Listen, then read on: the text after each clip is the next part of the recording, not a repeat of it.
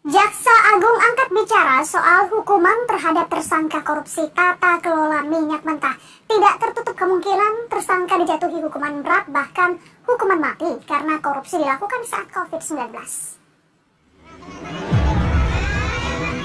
Kejaksaan Agung terus menyelidiki kasus korupsi tata kelola minyak mentah periode 2018-2023. Sejauh ini, Kejaksaan sudah menetapkan 9 orang tersangka, termasuk petinggi PT Pertamina Patraniaga. Terkait hukuman untuk para tersangka sangat tergantung dari hasil penyelidikan. Namun tidak tertutup kemungkinan para tersangka akan dijatuhi hukuman berat, bahkan hukuman mati, karena praktik korupsi dilakukan saat Indonesia sedang dilanda COVID-19. Dalam situasi COVID dia melakukan perbuatan itu, dan tentunya ancaman hukumannya akan lebih berat. Bahkan dalam kondisi yang demikian bisa-bisa hukuman mati. Tapi kita akan lihat dulu bagaimana hasil penyelidikan ini, ya.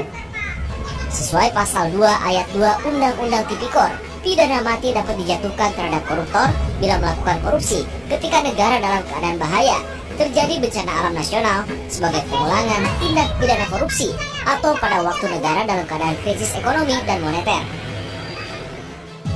Sementara itu, Kepala Pusat Penerangan Hukum Kejaksaan Agung Harley Siregar mengungkapkan pihaknya telah memeriksa influencer otomotif Fitra Eri terkait kasus dugaan korupsi tata kelola minyak mentah dan kilang di PT Pertamina Subholding dan kontraktor kontrak kerjasama atau KKKS.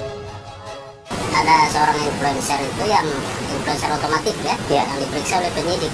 Itu ada nanti terkait soal apa substansinya, kaitannya dengan apa perkara ini, tentu penyidik yang memahami. Pemeriksaan Fitra Eri untuk memperkuat pembuktian dan melengkapi berkas perkara dari tersangka lain. Selain Fitra Eri, penyidik Jampitsus Kejagung juga memeriksa 7 saksi lain, diantaranya Direktur Pembinaan Usaha Hilir Ditjen Migas, Kementerian SDM, dan Kepala Akuntansi SKK Migas. Satria Andika dan Muhammad Subadri Arifki melaporkan dari Jakarta.